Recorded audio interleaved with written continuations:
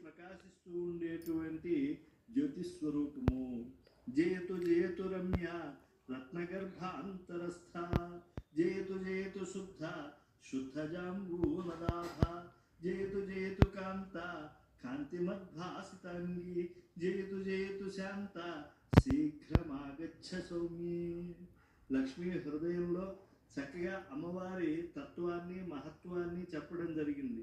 నిశ్చలంగా ధ్యానంలో ఉండేటువంటి భక్తుడికి లీలగా దర్శనమిచ్చిన అమ్మవారిని, ఆ సమ్యక్ శక్తిని అంతా తెలుసుకోలేకపోయినా భక్తుడు అనుగ్రహింపబడతాడు.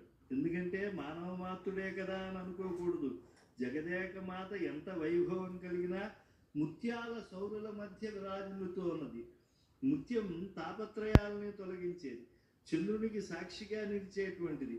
అటువంటి నాజూకైనటువంటి సొగసైనటువంటి ముత్యాలు తామ్రపర్ణి